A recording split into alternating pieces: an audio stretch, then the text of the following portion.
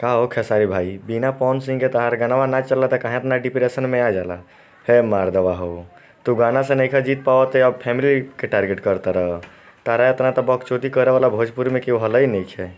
जा ए मारदवा, अरे जीतही के बता गाना गा के जीत। काहे ला इसे फैमिली के बार बार पवन सिंह के टारगेट कर हो। तारा घरे तार माई बहिन नइखी का कि हर बार आके उनकरा मौगिए के बारे में चर्चा करला। उनकर मौगी तार बहिन लागेले, इतना चिंता रहेला पवन सिंह के मौगी के बारे में। आ कह तारा खातिर उनकर चार चार गो मेहरारू। आ तारा सरऊ तो नहीं भई रहे काजल राघवा ने अक्षरा सिंह से प्यार त ना कहत रह। तहार कयगो मेहरारू भइलू। हाल ही के एगो स्टेजवा में रक्षा गुप्ता का कहत रह कि हमार लवर ही उ के ह, तार मौसी के बेटी हई। आ कह तारा कादू के इंटरव्यूवा में कि पवन सिंह बुढ़ा गइल बड़न त उनकर मानसिक संतुलन ठीक नइखे। एकरा मतलब तार बाबूजी बुढ़ा गइल बड़न। चेक करावा उनकरा के रांची ले जाके त उनकर मानसिक संतुलन कैसन बा।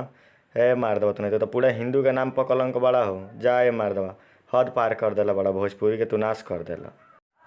काल्हे न तार एगो नौका गानवा आइल, काहे ना चल गइल ह। एतना विवादे खड़ा कइले बा पवन सिंह के नाम पर। चलल ह जाके देख ल, आज एगो गानवा आइल बा पवन सिंह के दशहरी के आम। तारा से ज्यादा व्यूज आ गइल बा। आ तू छटपटाते रह गइल, विरोध करते रह गइल। विनाश काले विपरीत बुद्धि। जा ए खेसारी लाल, बाड़ा तू। अगर आप पवन सिंह के फैंस हैं तो चैनल को सब्सक्राइब करो, वीडियो को